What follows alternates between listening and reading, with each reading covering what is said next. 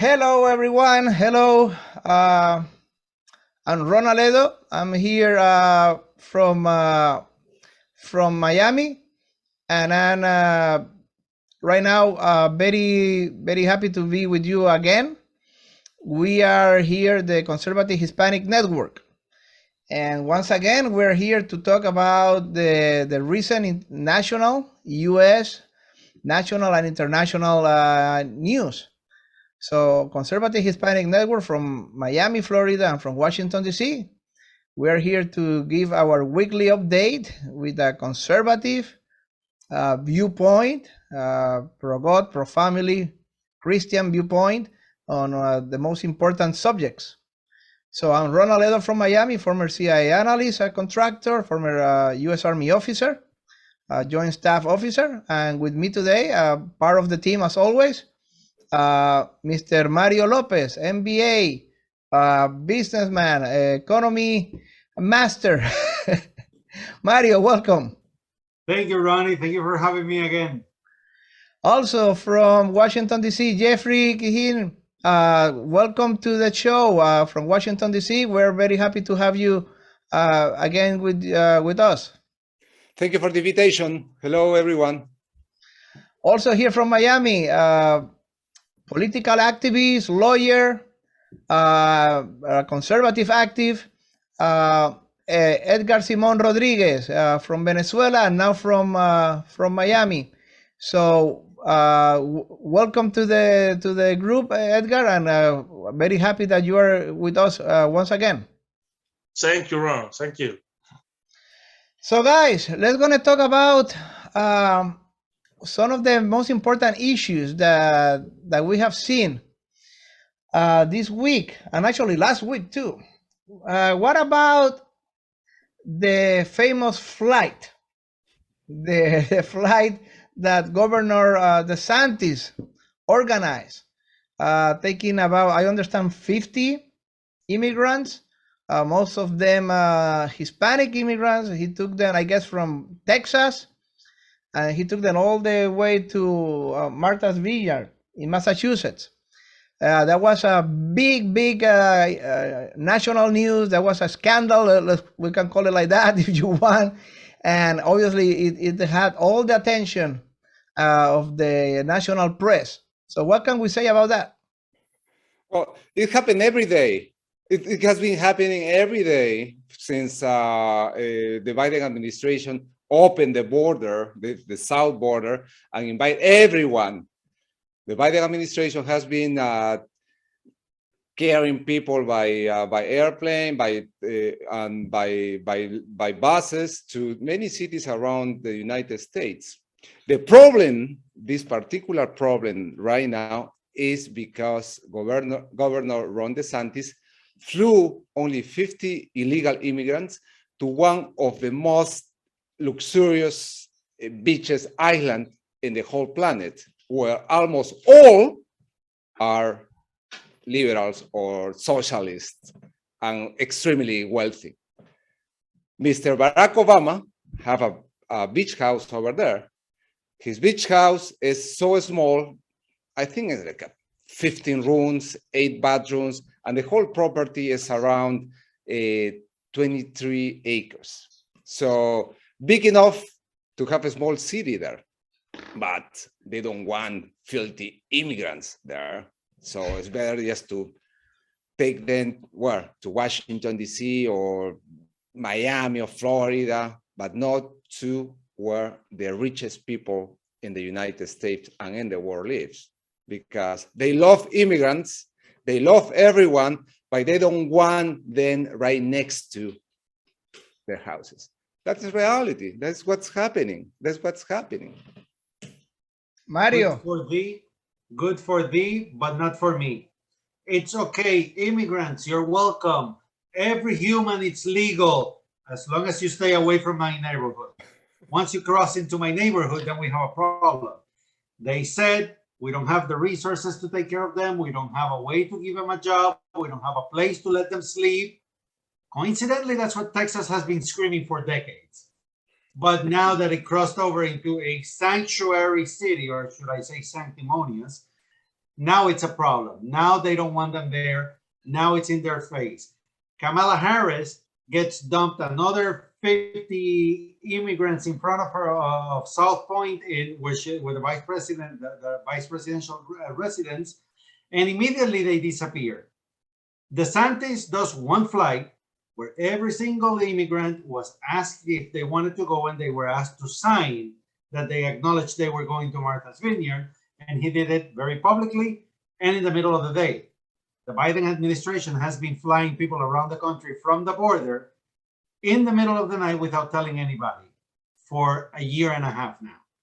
That's the hypocrisy of the left. Good for thee, but not for me. Exactly. Yeah, exactly. Edgar, what can you tell us? ¿Qué nos puedes decir, Edgar, sobre este Sí. viaje? Bueno, yo creo que es importante, además, que se tome en cuenta con relación a la migración venezolana, algo que lamentamos mucho los venezolanos que de bien que estamos aquí en los Estados Unidos, que lamentablemente Nicolás Maduro está aprovechando estas olas migratorias y estas mafias que hay en todo este trayecto del Darién por Nicaragua, Guatemala, México, para también mandar a delincuentes. Y la comunidad venezolana está muy preocupada por esto. La comunidad venezolana que vive en los Estados Unidos está muy preocupada por esto porque sabemos lo que ha sucedido en otros países vecinos cuando Nicolás Maduro ha hecho esto también. Y nos preocupa porque sabemos los efectos que tiene, porque no solo le hacen daño a los respectivos países, sino también a nosotros como comunidad venezolana. Entonces, es importante que aprovechar la oportunidad para marcar distancia con estos grupos, ¿no? Si bien viene gente que de verdad viene huyendo del hambre y que en realidad son refugiados del genocidio que lleva a cabo Nicolás Maduro en Venezuela, también él está utilizando esto como un arma y es parte de los planes del Foro de Sao Paulo. Todo esto es parte del plan que tiene la izquierda de desestabilizar los países democráticos para luego entonces por vías electorales y que sabemos que también manipulan, acceder al poder. Yes, obviously. I mean, it's something that we have to deal with every day. Hundreds of people cross the border illegally. Dozens of thousands every month. That come here. And I think that Biden, his invitation, everybody's welcome, is a completely responsible way. Because a lot of people that come here to work and to do good, they have to go through a process. They went through a process when Trump was here. Show me why you should come here. Tell me what are your needs. Tell me how are you going to contribute to our economy. Tell me how are you going to be part of this American dream. Okay, and we're going to look into you. We're going to look into your possibilities to be part of our family, of the big American family. That is a responsible way. And the stay in Mexico policy, that was a responsible way. Everybody who wants to come here, they have to go to the U.S. Embassy or consulate in their country and apply. I saw that hundreds of times. Every time, whenever I was in Colombia, whenever I traveled to Venezuela 20 years ago, whenever I was in Spain, whenever I was in Mexico, I saw that. I saw people who want to come here doing the process, the legal process to come here. And I'm sure that you all saw it. And suddenly Biden come with everybody's welcome. And we say everybody, that means how many are we right now? 7 billion people, 7,000 million people around the world? Because everybody is everybody. Bangladesh and everybody from Pakistan and everybody from you name it, from China. There is 1 billion people in China. Everybody's welcome. Come here. So it's completely responsible that the way that he's doing it. And this thing that when he eliminated the remaining Mexico policy, that's also completely. That's absurd, because people come. You are coming to the United States in 3 weeks. You're going to have like a preliminary interview with the judge, okay, and we will determine if you stay or you leave. Guess what? Nobody goes to that thing. No, okay, I'm here. and also wrong. It takes at least 4 years for your preliminary interview with the judge for the hearing, and then you're gonna have an interview with an officer, and it takes at least 2 more years. So 6 years. Absolutely. So nobody, I mean, nobody's coming here. I mean, very few people that comes here goes to the hearing. They disappear. They disappear. I'm here. I'm not going back. I'm not going to be stupid, dumbass, going to the hearing and they're going to return me. Oh, they found something on my record that I was a criminal, that I have a prison, whatever in my country. They're going to kick me back. I stay here, underground, illegal, 100%. I begin to work in whatever, illegal. But that's a completely irresponsible way. And listen, you have to understand the legality of this. Governor Desantis doesn't have any authority to detain or arrest illegal aliens, okay, or illegal immigrants, as you want to call it, because that's a federal crime. That's a federal jurisdiction, okay? Illegal entry into the United States have nothing to do with the state authority, okay? That's a federal issue. So he cannot arrest or detain people, and he did not arrest and he did not detain people. He asked them voluntarily, his people over there in Texas, hey guys, do you want to have a free ticket? We're going to send you to this wonderful, beautiful state in Massachusetts, where a lot of white, liberal, rich people live. And lots of jobs. It's a sanctuary state, and they're going to give you over there food, and they're going to give you apartments, and they're going to give you welfare over there, and they're going to give you food stamps. And oh yeah, we're going sign here. And I don't know how much money. I don't know how much money Governor Desantis gave them. Like, I don't know, $100 per person, plus food, plus soup, plus Coca-Cola, plus water. Plus, I don't know. And then he took them over there with the number, here, welcome to a sanctuary state. So this stuff that they are right now suing Governor DeSantis, and I understand that Soros is behind that. This is absolute nonsense. This is DeSantis, a human trafficker. That's left-wing propaganda. Nothing will happen with that suit. Nothing will happen. It's just propaganda. It's a way to respond, because they have to respond in some way. So they are responding by suing Governor DeSantis and spending money, Soros money, according to our friend Edgar Simon. Soros Foundation gave 1.3 million to this organization that right now is suing Governor DeSantis to bring just for bringing 50 immigrants to the most luxurious resort in the whole planet, where President Obama lives. That's right. In a mansion, no, front view, and with climate change.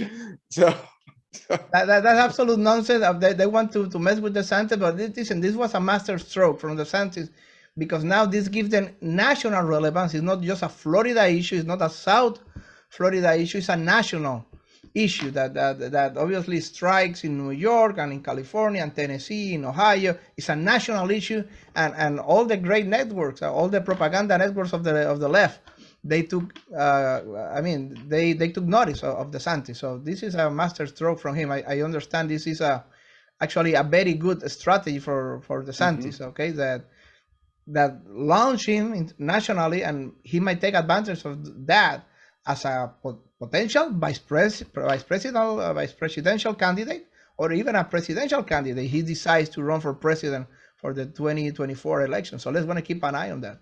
Now, Mario, what can you tell us about the state of the economy, of the Biden inflation?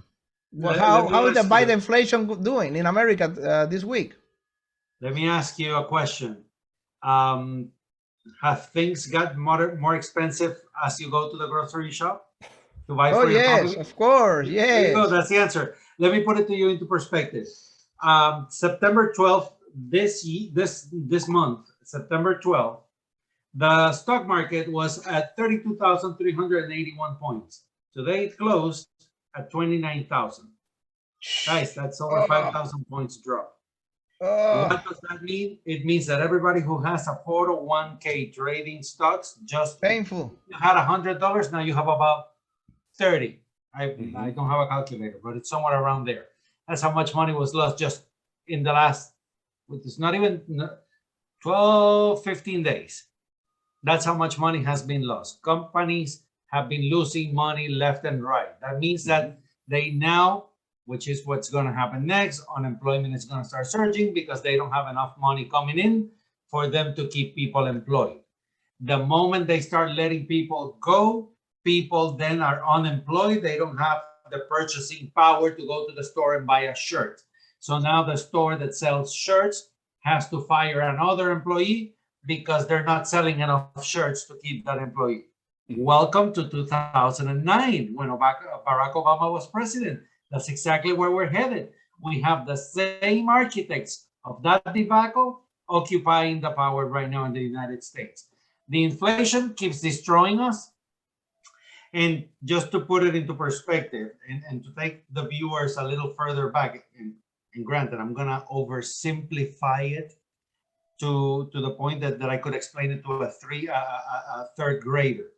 Money, it's really not worth anything. It just represents something of value. When money began, it represented gold. So if I have 1 bar of gold and I print 1 paper, that paper represents 1 entire bar of gold. But if I print 2 papers, now they represent half a bar of gold. If I print 4 papers, you can do the math as I go along, right? So the more money we print, the less value our money has. The less value our money has, the more money we have to spend to acquire the same goods. That's everything that's happening here. And just to put it into perspective, from the creation of the United States in 1776 until today, September 27, 2022, 40% of all the money that has been printed in the United States in its entire history, let me say that again, 40% of all the money that has been printed between George Washington and the usurper in chief right now was printed just last year. Amazing fact. Amazing fact. Okay? So I don't see an end in sight. I can see the Republicans coming in a red wave and taking the House and the Senate, but there's already too much damage done. We are no longer at the point of putting a band-aid on the problem. We now have to do an amputation and then cauterize and then the surgery is a lot stronger. Can be fixed, don't get me wrong, can be fixed, but it will require massive effort and a political will that is completely non-existent with the socialists that we have in the White House. Well, inflation is a tax for the middle class and for the poor. It's a tax that we don't see, but we sense. So a dozen of eggs used to cost in Walmart $1.50. Right now, $3, double. And also properties, the middle class, we own a house at least, or a couple of houses. The price of our houses has dropped and probably they're gonna crash. So the only asset we have, the middle class is gonna be crushed if this situation continues. We're gonna disappear. And I think that is the plan at the end. So we're gonna be living with 10 cities or right next to 10 cities, and the rich people, like the people that live in Martha Vineyards, they're gonna be happy with this private security and the attorneys to sue everyone that wanted to move there. No, you don't. If you move here, I'm gonna sue you. Or if you send me someone, I'm gonna sue you. You're gonna end up in jail. I have the money to hire the attorneys. And it's always on the middle class because the rich can easily grab their money and send it to a different country where they can make a profit on the exchange. For example, right now, one country that it's starting to look more and more attractive is Salvador. The political stability that the president of Salvador has brought in the last few years has been amazing. Salvador is starting to look like a very solid place to start putting your capital. And you would make a profit in the exchange. And that's what the rich people are going to do. People like me that have to work for a living, I don't have that luxury of being able to pay a person in Salvador to manage my finances from there. I don't have it. So that's you deserve it because you are a MAGA guy. You deserve it. You have to suffer. I know, right? I know. I'm an ultra MAGA, and what can I say? The state of the economy, what that's going to keep bringing it's now. And I said it a couple of weeks ago that the stock market was looking like a seismograph, that the trend was continuing down. Today we closed below 20, below 30,000 points. That's painful, very painful. It took decades to get over 30,000 points. Yes, yes. This guy less than 6 months. I mean, 5,000 points. That's I don't know how many trillions of hundreds of billions at least of wealth that disappear. Okay, and we're all going to suffer that in our retirement accounts. So, and at the same time, the Biden administration hired how many? 80,000 new IRS officers to hammer at your door and to take the last penny you have inside your pocket. Yeah, they're raising our taxes to hire people to come and make sure that we are paying enough taxes. That's their logic. Enough people to fill 3 football stadiums, mind you. Well, changing a little bit the subject, other than the terrible Biden inflation that we all know, the Biden inflation is gonna, it's gonna hit us all very hard if it continues. Hopefully, it will disappear soon. The Biden inflation, but we need to kick him out of the White House first, and we need to win the Congress in this November. Edgar, ¿qué nos puedes decir sobre la situación en Venezuela? Porque según tengo entendido, ha habido unos reportes muy importantes, ¿no?, de las Naciones Unidas. ¿Qué ha pasado en Venezuela últimamente a nivel internacional? Sí, bueno, les cuento que la misión internacional independiente de determinación de los hechos para Venezuela de Naciones Unidas, así es el nombre de esta misión, que fue creada en el año 2020, en el 2019, perdón, hizo un primer informe en Venezuela en el año 2020, en donde se determinó que en efecto habían los elementos para afirmar que Nicolás Maduro y el régimen estaba llevando a cabo delitos de lesa humanidad en Venezuela. No simple violación de derechos humanos, sino incluso delitos de lesa humanidad según el Estatuto de Roma. Luego, en el año 2021, hubo un segundo informe que se focalizó sobre todo en determinar si el Poder Judicial en Venezuela tenía la capacidad de llevar a juicio a aquellos violadores de derechos humanos del propio régimen. Y bueno, se determinó que obviamente no existía ningún tipo de independencia por parte del Poder Judicial. Incluso ellos a partir de ese momento trataron de llevar a cabo unas maniobras mediáticas para que tanto la comunidad internacional como las propias Naciones Unidas, la Corte Penal Internacional, creyeran que estaba habiendo un cambio en el Poder Judicial en Venezuela, cuando era falso. Por ejemplo, hicieron una pequeña reestructuración del TCJ en cuanto a los magistrados.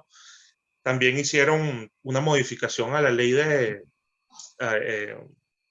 enjuiciamiento militar, específicamente al Código Orgánico de Justicia Militar, determinando que no se podía enjuiciar a civiles bajo la jurisdicción militar. Pero entonces, luego de que hicieron esa modificación a esa ley, el Tribunal Supremo de Justicia sacó una sentencia diciendo que con un auto motivado un juez militar podía juzgar a los civiles. Estoy hablando de civiles que de repente, claro, Jeffrey, que es abogado, sabe la atrocidad de esto, ¿no? Y la maniobra tan burda de esto. Es una aberración jurídica, es imposible. No puede, eso no existe. Eso no existe. Y en la Constitución del año 99, que ellos mismos sacaron, que sacó Chávez, dice que se tiene que respetar el principio del juez natural, que es un principio del debido proceso. Pero entonces, bueno, con este tipo de maniobras, imagínate, a través del TCJ, anulando prácticamente por vía de hecho lo que ellos mismos reforman en las leyes, llega un tercer informe ahorita. Esta semana pasada salió un tercer informe, el más importante de los tres, porque se determina la cadena de mando de las torturas. En Caracas, y eso que se focalizó sobre todo en el área metropolitana, o sea, en Caracas y zonas cercanas de la capital. La misión no pudo ir a fondo en otras áreas del país por problemas de seguridad, como por ejemplo en Bolívar, pero sí también adelantó toda la violación de derechos humanos que hay contra los pueblos indígenas en las zonas mineras, en el Amazonas, pero se determinó entonces la cadena de mando y se sabe ahora, y está en el informe con nombre y apellido, que las primeras órdenes salen directamente de Nicolás Maduro. Órdenes de torturas y violaciones sexuales, que son prácticas del SEBIN y de la DIGESIN, que son los dos organismos de inteligencia militar de Venezuela, practican torturas a los oponentes políticos, incluso violaciones sexuales, tanto a hombres como a mujeres. Y ahí está el nombre también de Diosdado Cabello. Está el nombre de Delcy Rodríguez como cómplice de esta situación. Está el nombre también del fiscal general de Venezuela, Tarek William Saab, como cómplice en estas torturas. Y el nombre, por supuesto, de una cantidad de militares de inteligencia, tanto del SEBIN como de la DIGESIN, que están, bueno, tanto los autores materiales como los intelectuales. Entonces, este informe es sumamente importante porque al ser presentado ahorita en la Corte Penal Internacional ante el fiscal Karim Khan, por supuesto que Maduro tiene un panorama diferente, ¿no? Hay un antes y un después. Pero lo más descarado de esta gente es que han tenido la osadía a través de su embajador ahorita en Naciones Unidas, en el Consejo General de las Naciones Unidas, de decir que esa misión y ese informe es sesgado y que no tenía las garantías suficientes, bla, bla, bla. Y además incluso de amenazar a los gobiernos que apoyaran la renovación de la misión en Venezuela. Entonces, es sumamente importante que los gobiernos democráticos apoyen la continuidad de esta misión y que, bueno, y que se siga luchando en ese camino de enjuiciar a estos delincuentes en la Corte Penal Internacional. Y lo más paradójico es que tenemos al vecino de Venezuela, Gustavo Petro, entonces queriendo que Nicolás Maduro sea nada más y nada menos que el que dirija el proceso de paz con el ELN, ¿no? Un torturador y un violador de derechos humanos. Me estaba riendo, Edgar, porque cuando dijiste que Maduro rechaza lo que dijo la ONU, me recuerda la hipocresía de los socialistas, porque cada vez que ha salido algo, vamos a preguntarle a la ONU, no, los americanos no quieren eso, pero la ONU dice, y siempre se rescudan en la ONU, pero ahora que la ONU les mete el dedo en la llaga, no, eso no sirve, eso, la ONU no sirve. La hipocresía. La hipocresía, sí es. Bueno, thank you, Edgar, for that. Obviously, very sad what happens in in Venezuela. A lot of our brothers and sisters over there still under that narco-terrorismo, as we say it, drug dealer, narco state, terrorist state under Maduro. And let's gonna hope and pray that every year that we go along with this is a year less of this situation in Venezuela. Let's hope that Venezuela soon, the same as Cuba, the same as Nicaragua, will find freedom very, very soon.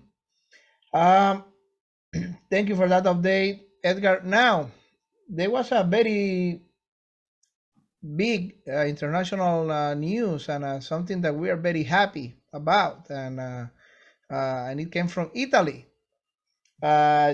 Giorgia Meloni, a firebrand, 45 years old, very pretty lady, very active lady, and very loud lady, Italian lady, just with a coalition of right-wing parties in Italy, just won the elections.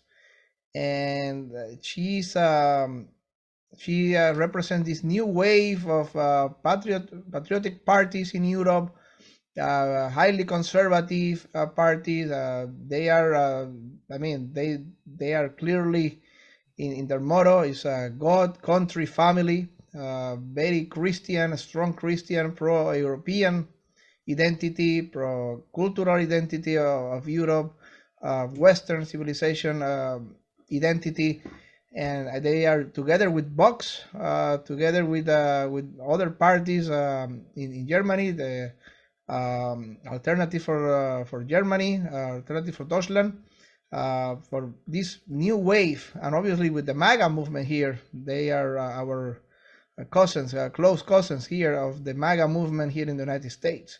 So it's a very good news. Georgia is a friend of Santiago Abascal, who is a friend of mine. I have the opportunity to talk to the Vox party when I was living in Spain a few years ago. I even gave the closure speech back in 2017 of their campaign. So we're very happy. And she said it very clearly. I am Christian, and I'm a mother, and I'm Italian, and I'm pro-European, and I am for the Christian religion, I'm for the family, I'm for God, I'm for our patriotic understanding of our civilization. So that's very good, very positive, and obviously, as Jeffrey, you were saying a few minutes ago, immediately all the press, 90% of the press, 90% of all the mainstream left-wing propaganda press, the extremist right-wing, the fascist one, the democracy in danger, and the European Union, Ursula, I forgot, they call it Ursula the witch, Ursula the European Commissioner, immediately she says, we have tools. If Italy votes in the wrong way, we have tools to make them pay. We have tools to punish them, just like we are punishing Hungary, Orban, and we are punishing Poland for their pro-life and pro-family policies. We have tools to make them pay. And obviously the whole press is calling Ms. Meloni the fascist and extremist right wing. And obviously here in America, they're going to use white supremacy because that is the Biden administration keyword to denominate anyone that they don't like, the white supremacy. Even if you're black, even if you're Chinese, even if you're Japanese, you're still a white supremacist if you're somebody whose political idea the Biden administration don't like. So what can we say about that, Jeffrey, Mario? I will tell you that the first thing that comes to head is putting everything into context as a group. Not as much as Italy on its own, but you mentioned Poland, Hungary. I think we are at the beginning of a movement towards reason and logic and family values and morality that it's going to be starting to move Europe over this decade. Because they moved very socialist over the last decade and a half, 2 decades, and they realized that it didn't work. And now when we start seeing prosperity coming from places like Italy, I think it's going to have a domino effect on the rest of the union. It's not going to happen overnight, but I think further down the line, we're going to start seeing something like that. I am thrilled that in Italy, someone like her would have won, because we've gotten from Italy, I'm not even going to go there, but from Italy, we have gotten a lot of socialist ideas in the past. Let me leave it at that. Well, Giorgia Meloni is the lady of los melones, or I don't know, cantaloupes. I saw a picture of her, very proud, showing it. So she could be labeled as a sexist. But anyway, Western civilization is Christianity. Without Christianity, Western civilization will fail. Without Christianity, our civilization will fail. Christianity is 3 things: God, the cross, as Georgia has mentioned, family, and country. That is not ultra right as some socialists keep on saying around the world. It's just basic instinct. It's our core values: family, God, and country. It's simple. It's very simple. But if you notice, for the last 20 years or maybe more, the core values of Western civilization has been under attack. They constantly attack the values of the Catholic, of the Christian church. calling us primitive people because we don't accept a gay marriage. You are primitive because you are denying global warming. That is why you are living in the past. Come on. Family is not the past. Family is present and the future, as well as God. God gave us our core values to maintain this civilization. That is the best civilization the world have ever known, the Western civilization. Western civilization is Catholicism. Western civilization is Christianity. We are the civilization of peace. We are the civilization of freedom. We are the civilization of private property, and of course, small government, and if possible, no taxes. If possible, no taxes. But I'm asking for too much. Bueno, Edgar, Sí. una buena noticia desde Italia. ¿Qué nos puedes decir? ¿Qué comentario? Sí. ¿Hay esperanza todavía? Sí, bueno, estoy muy seguro que la comunidad italiana en Venezuela, que es muy grande, yo incluso de niño fui socio de la Casa Italia de mi ciudad, deben estar muy, muy contentos con esta noticia. Y sabes que me llamaba mucho la atención del discurso, del meeting que dio ella ante el partido Vox, que como dices tú, que estaba Santiago Abascal ahí presente, Macarena Lona, Jorge Buxade, con el que he tenido el honor de estar en contacto también. Ella dijo una frase refiriéndose a los partidos, a la derechita española o de Europa, que debería reencontrarse con su propia esencia, o sea, con su origen, y defender los valores que de verdad deberían defender. Y de alguna manera me hizo recordar una frase que yo vi escrita de Juan Pablo II en Santiago de Compostela, en la catedral, ante la tumba de Santiago Apóstol. Hay una frase de Juan Pablo II que llamaba a Europa a reencontrarse consigo mismo.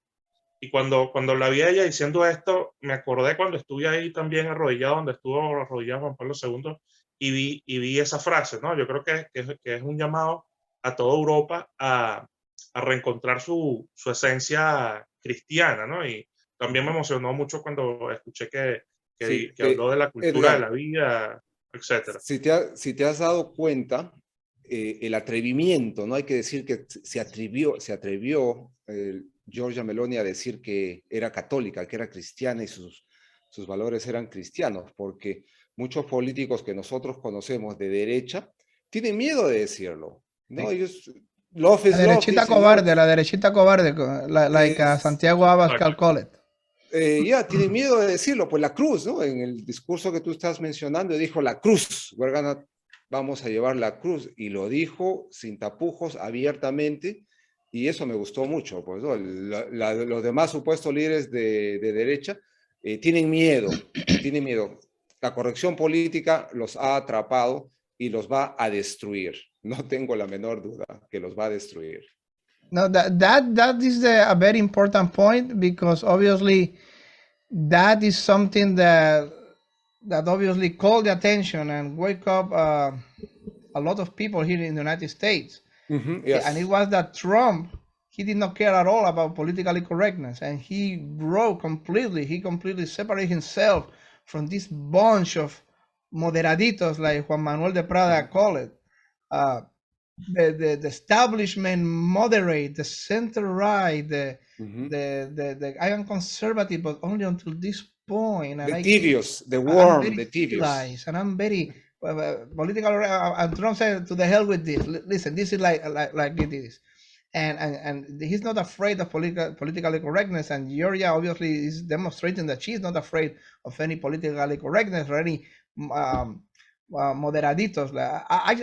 I recommend everybody to read in Spanish this amazing article called Moderaditos by Juan Manuel de Prada. It's one of the greatest, most ingenious, article I have ever read. Moderaditos. And those for you who want to read in English, I recommend Intellectual Jet Idiots. Intellectual Jet Idiots by the great philosopher, economist, Nassim Taleb. Those two, Moderaditos from Juan Manuel de Prada and Intellectual Jet Idiots, those two, they are a perfect match, a perfect couple to understand the mentality of the moderates, of the center right, of the derechita cobarde, of the tiny little afraid right wing, center right wing, Mitt Romney style. So those and the Rhino and the Cheney's daughter. By reading those articles, you will understand because those two guys are geniuses. Juan Manuel de Prada is a genius. Nassim Taleb is a genius, and they depict in a very clear way the mentality, the disgusting mentality of the center right, afraid, politically correct moderates of the right. And obviously, and also they are missing the train because the values of our civilization, our values, family, God, country, are there.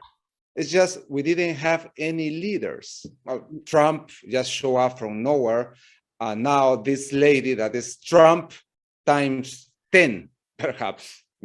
And now we have a Ron DeSantis that is even stronger. We have them. We have them. Thanks to God. Thanks God. We have them. There is hope. There is Bolsonaro in Brazil. There is Orban in Hungary. I mean, they are fighting for all of us. They are fighting for the Christian civilization.